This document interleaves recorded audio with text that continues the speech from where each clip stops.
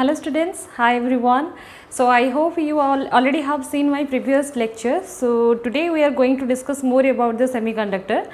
So today's key points are energy band theory in crystal, valence band and conduction band, forbidden energy gap and classification of conductor, semiconductor and insulator on the basis of energy band gap. Okay, so one by one I am going to discuss now. So first thing is that energy band gap in crystal. Energy band gap in crystal. Okay, first we have to understand that what is crystal. So what is crystal? Crystal is something that is the mixture of number of atoms. Okay, so when a number of atoms combine with each other and their intermolecular space is very less, then it forms a crystal. Then energy band gap in what? Crystal. So we have to understand that first what is energy level. Okay, so I hope you already have read about the energy levels of an electron in an atom from the Bohr's atomic model. According to Bohr, that every atom has its nucleus at its center and all the electrons are revolving around the nucleus in a particular orbit, and that orbit must have a particular energy. Okay, and so every electron in an atom has its own discrete energy level. Okay, and that energy level is represented by like a straight line like this.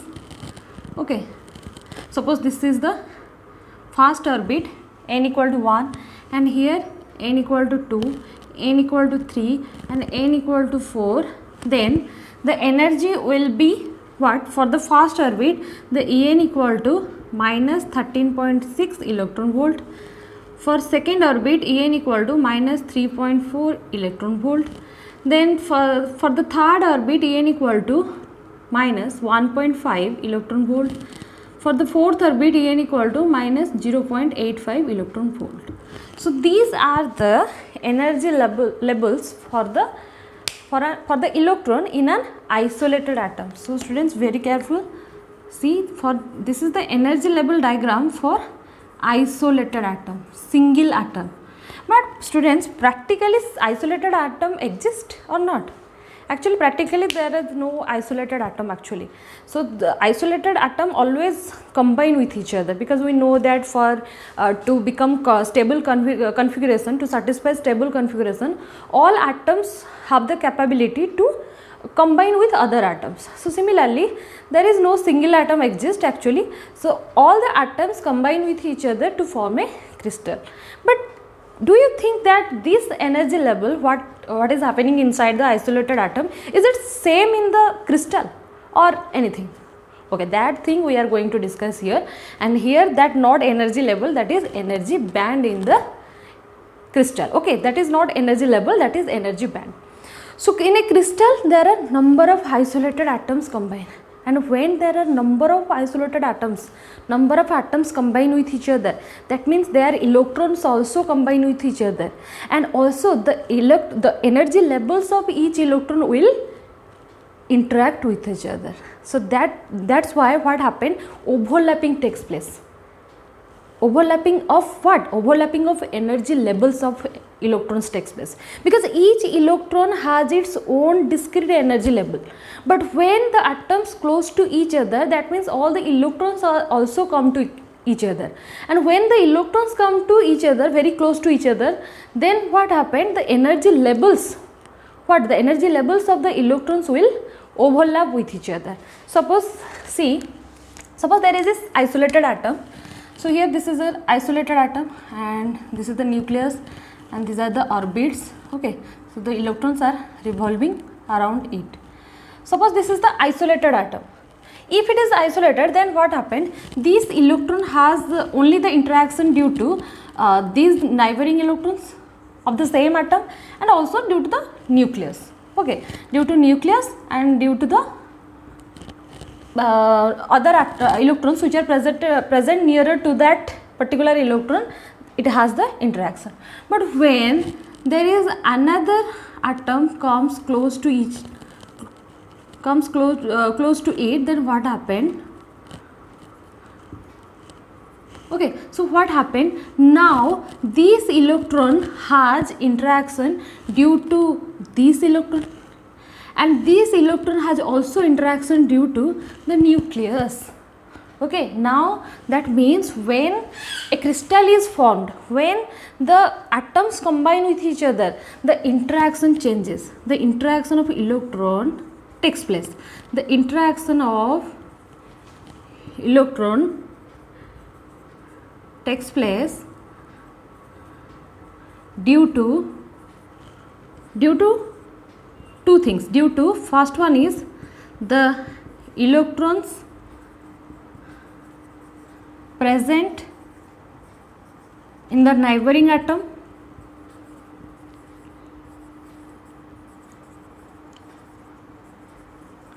and also the nucleus present in the neighboring atom.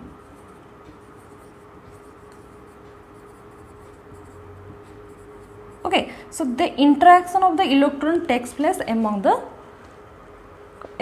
atoms. Okay, the interaction takes place like this. Okay, and the interaction due to two things, that is the electrons present in the neighboring atom and the nucleus also present in the neighboring atom.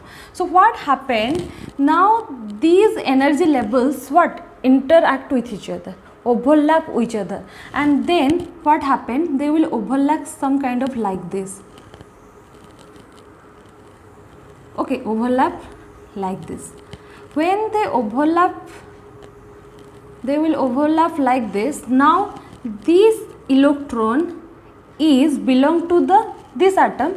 At the same time, this electron now belongs to this atom also.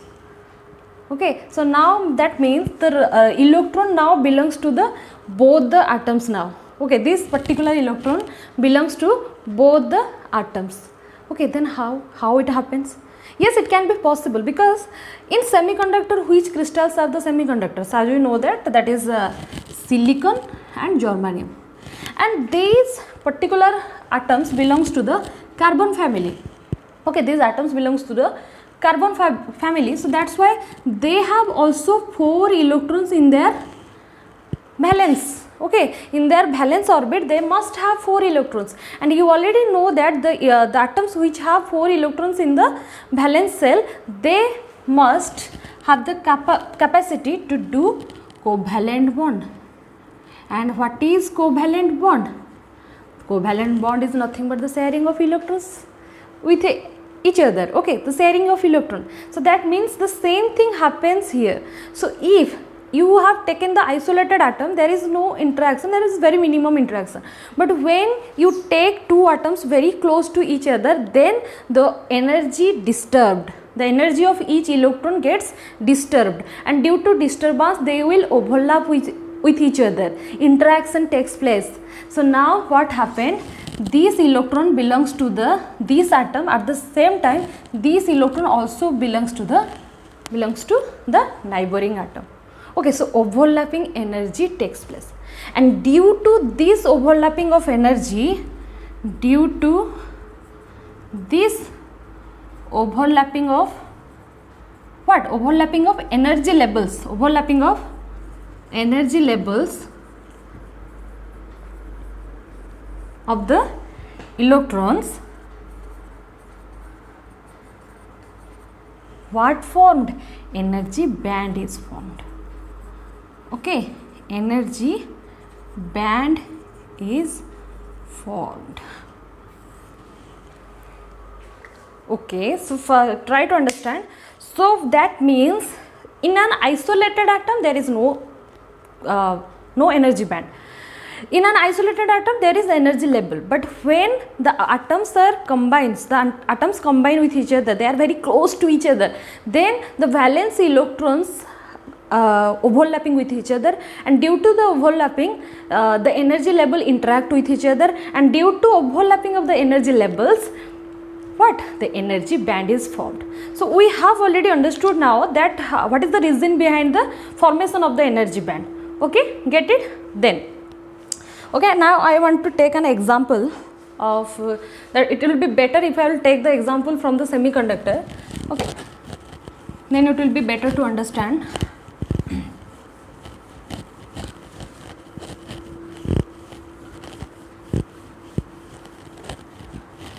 Okay, so let's take silicon. Okay, silicon, which has the atomic number 14 and it has the electrons like 2, 8, 4, and the electronic configuration is something 1s2, 2s2, 2p6, 3s2 and 3p2.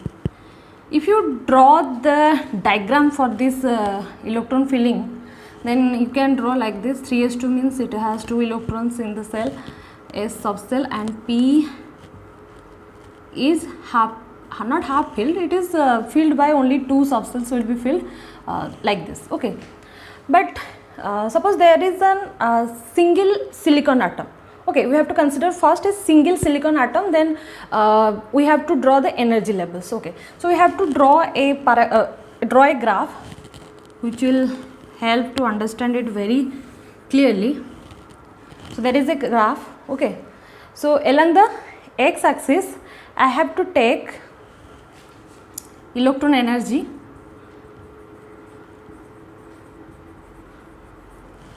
okay, and electron energy level,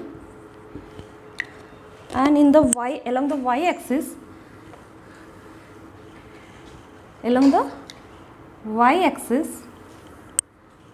okay, I have to take the interatomic space. So now we have to understand that if the interatomic space changes, then what will happen to the electron energy level. Understood? So suppose there are number of silicon atoms, but they are very far away from each other, like gas molecules. Gas molecules, you know that gas molecules combines number of gases, and the molecules are very far away from each other. So similarly, we have taken the isolated silicon atoms, but they are very far away from each other. The distance is very far. Okay, so what happened now? It behaves like a isolated atom. So the energy levels are discrete in nature. Means each electron has its own discrete energy level, and the energy levels can be drawn by drawing the straight line. Like this one is 1s2, 2s2, 2p6, and this one is 3s2, and this one is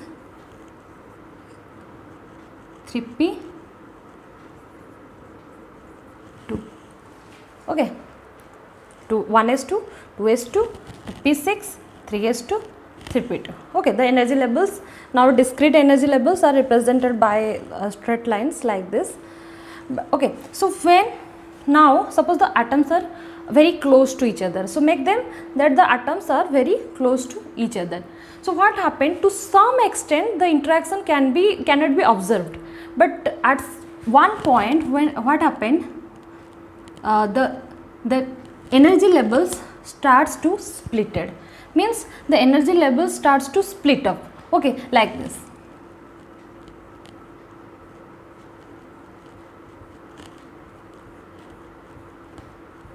So now the energy levels, because here this is the isolated atom, now the atoms are very close to each other, and when the atoms are very close to each other, that means there are number of electrons, and we have to understand that one more thing, that is in an atom when they combine with each other, mostly affected, which one is mostly affected, that is the valence electrons, because valence electrons outside the means outer side of the atom, and it has no that much effect with the nucleus, so that's why mostly affected, that is the valence electrons.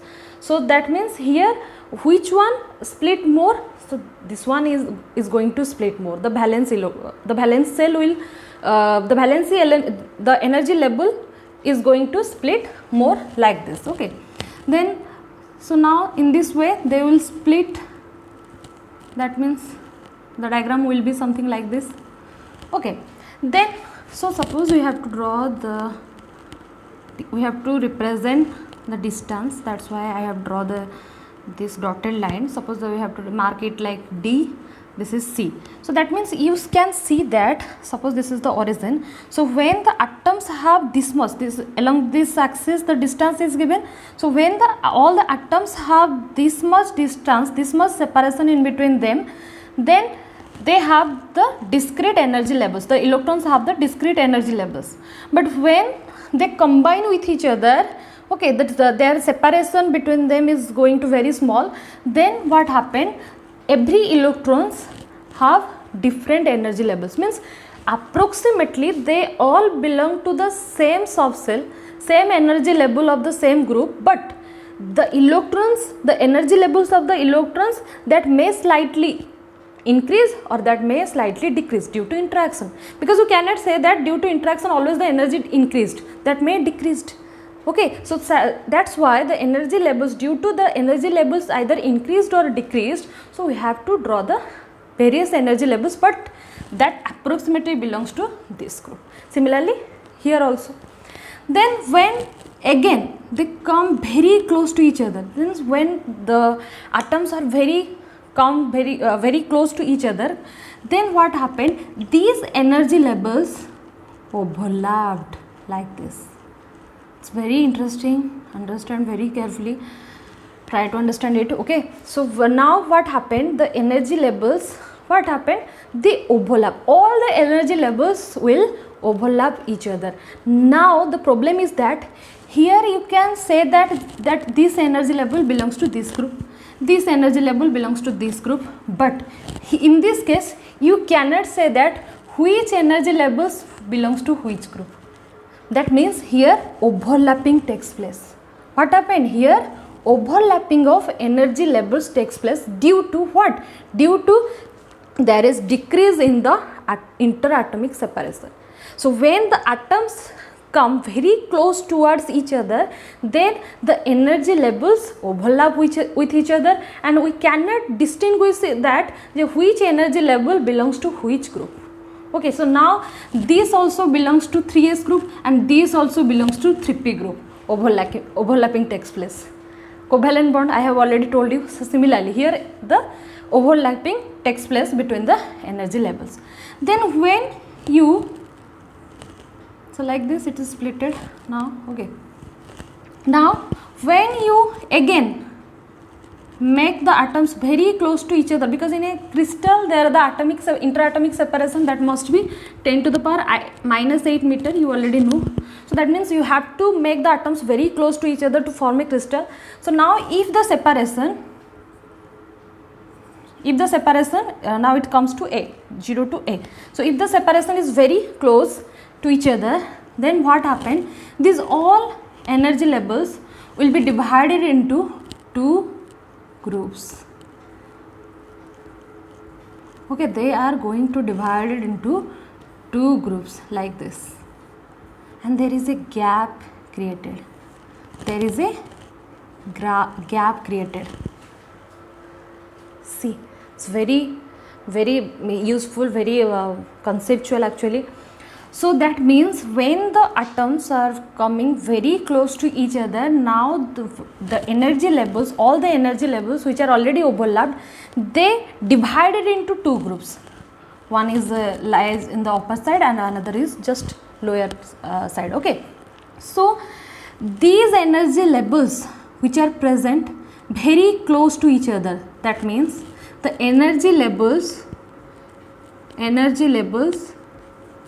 present very close to each other,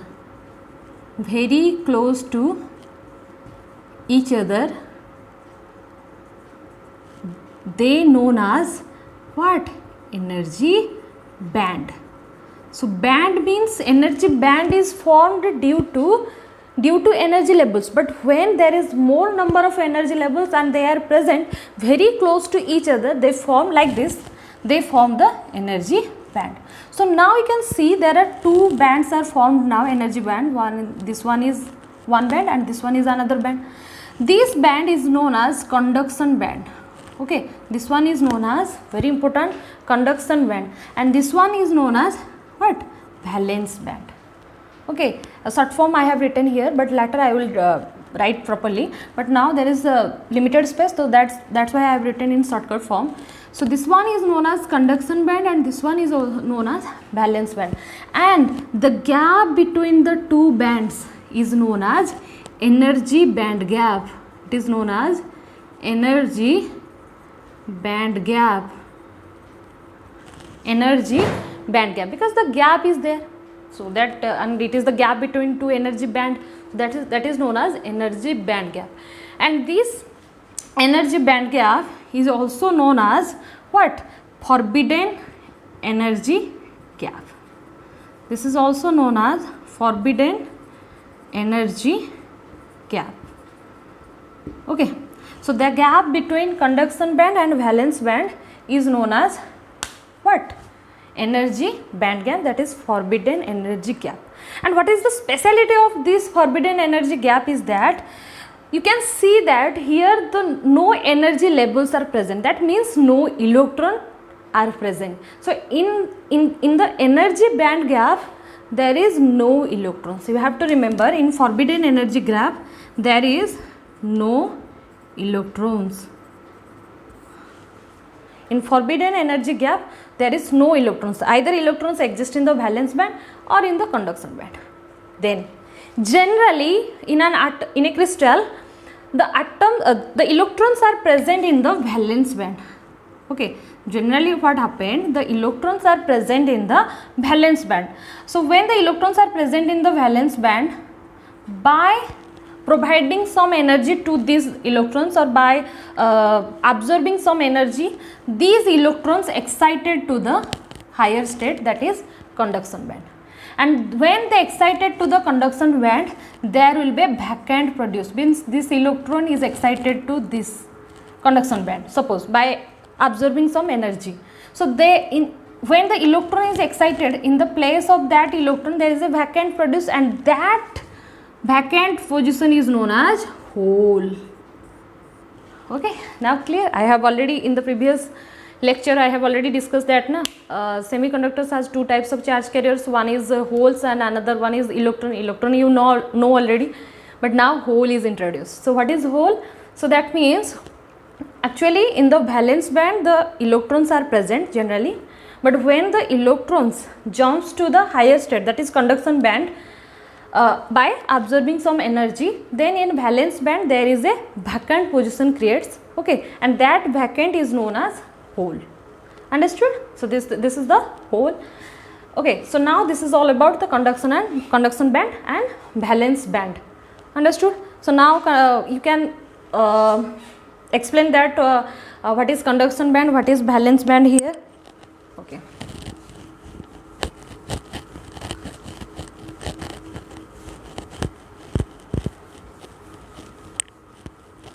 So we have to write here first valence band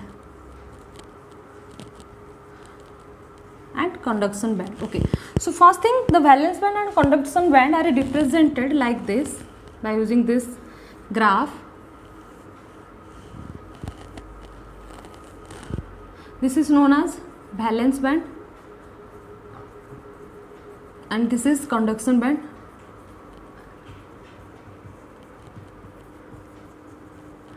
Here electron energy level, electron energy. Okay, so conduction band and valence band is represented like this. So what is valence band?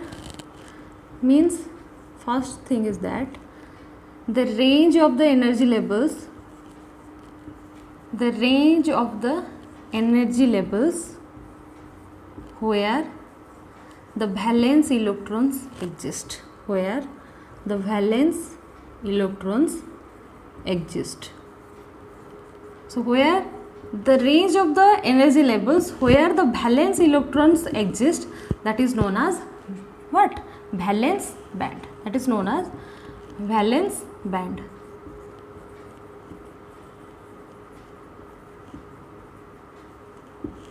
And the next point,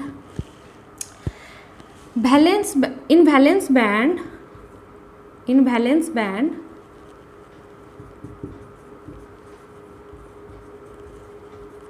electrons are present.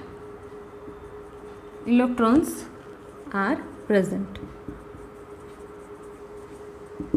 In valence band, electrons are present. Then third one, which is most important, valence electrons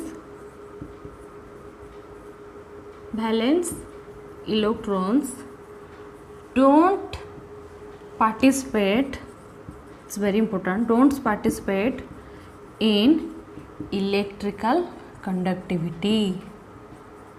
That means the electrons which are present in valence band, they don't participate in electrical conductivity. Then means in conductivity process, these electrons are not playing any role.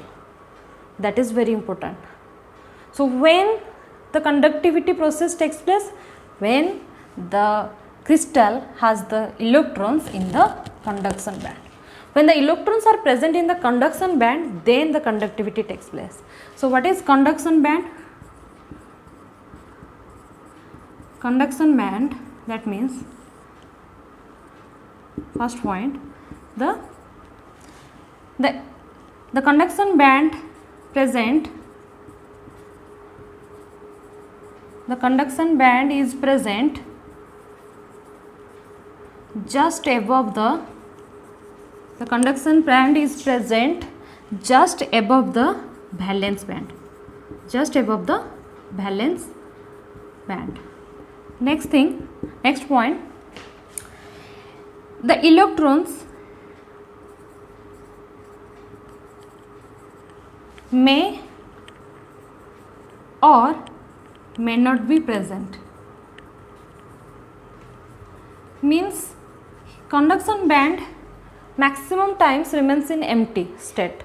Okay, and here you have to give some energy to the valence band electrons, then the electrons can jump to the conduction band and then the conductivity process takes place. So that's why conduction band remains most of the time empty.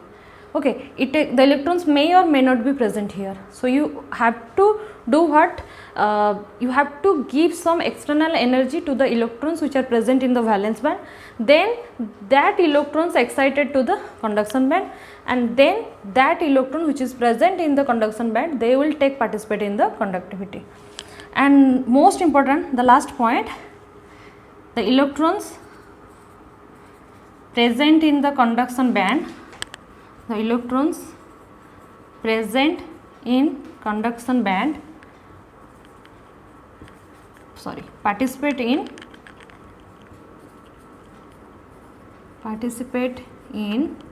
conductivity.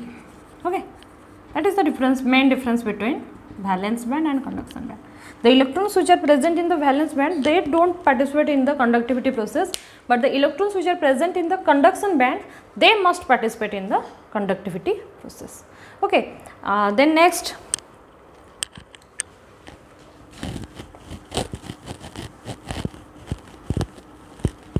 forbidden energy gap. Okay, forbidden energy gap.